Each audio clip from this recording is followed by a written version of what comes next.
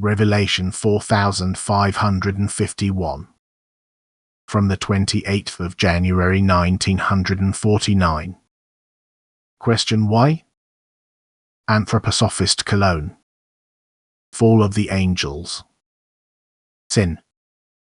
It remains perpetually unfathomable for human beings what moves God to rule and work as he does, because human intellect cannot comprehend what motives form the basis for God's expression of strength. Neither can it comprehend the interactions, because it can only see and feel the result of what primordially had happened in the spiritual realm, in a world of which all visible creations are mere weak reflections that cannot even comparatively be referred to, and which were only created as a result of what had taken place a long time ago in the realm of God's created spirits. These were the purest expression of his strength, consequently they too were powerful and strong, they were of the highest perfection. God's creative will had transferred itself to his created beings too, with the result that all his thoughts urged to express themselves in them as well, and therefore a creative will of unimaginable extent inspired these beings, which now became active without restriction. In other words, new creations were produced which surpassed themselves. However, these new creations were always inspired beings and of greatest perfection too, therefore also cognitive and in possession of free will. The first entity which came forth out of God outshone everything with its light and strength, because it had developed from God himself and found its bliss in the constant use of its unlimited strength. Its creations increased and its bliss grew immeasurably. God had imposed on it no limitations. However, he put it to the test because he wanted the entity to become aware of itself as the carrier of God's outgoing strength. This test required that the entity, Lucifer, should depict God to his creations as their origin, in order that he too would continue to always consciously accept the strength, which enabled him to be creatively active, from God. Thus he was meant to acknowledge God as his creator and source of strength, and his bliss would be unlimited for all eternity.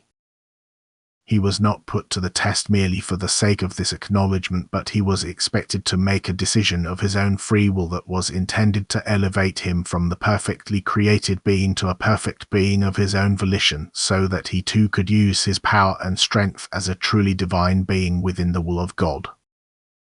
And he failed. He did not want to be the recipient but the source of strength himself, and the amount of strength at his disposal seemed proof enough to him. Therefore he volitionally separated himself from God, although a separation from him was not possible since he couldn't exist without God. And since his will, with the use of God's strength, had created innumerable beings, he considered himself as their creator and of enormous strength and power. Consequently he volitionally separated from God in arrogance and lust for power, thereby becoming sinful and pulling all of his creations into sin too. Although they themselves were still innocent, they were completely under the influence of him who had given them life. And these were now given the right of self-determination by God. They were permitted to see the light, and in their perfection also recognized their origin. They could therefore also stay with God and participate in his glory. However, only few followed him, that is, only few chose to stay with God of their own free will and, as his angels, were constantly with him and worked for him in the spiritual realm. The greater part, however, they followed their Creator, freely chose to accept his will as their own, and by doing so fell into a state of spiritual darkness. His awareness was taken from him because the effect of the strength reduces as soon as the entity distances itself from God. But everything was and is strength out of God, which eternally cannot be lost and therefore must return to him in a way that God's wisdom has judged to be effective. And this way is the progression through the earthly physical creation, which God had brought into being for the purpose of leading the fallen spirit back to him.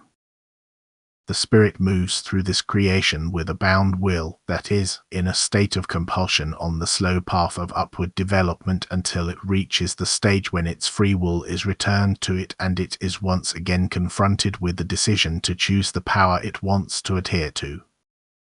The being is burdened with the sin of its past opposition to God but can release itself by using God's strength which it once had rejected. However, it has to acquire this through works of love and by consciously requesting it from God in prayer.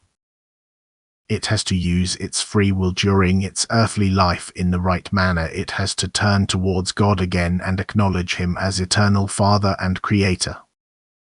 Then it returns once more to the state of light. It becomes a recipient of strength and can work again in accordance to its will, which now is also God's will, and it shall be able to create and shape for its own happiness and thus be eternally blessed. Amen.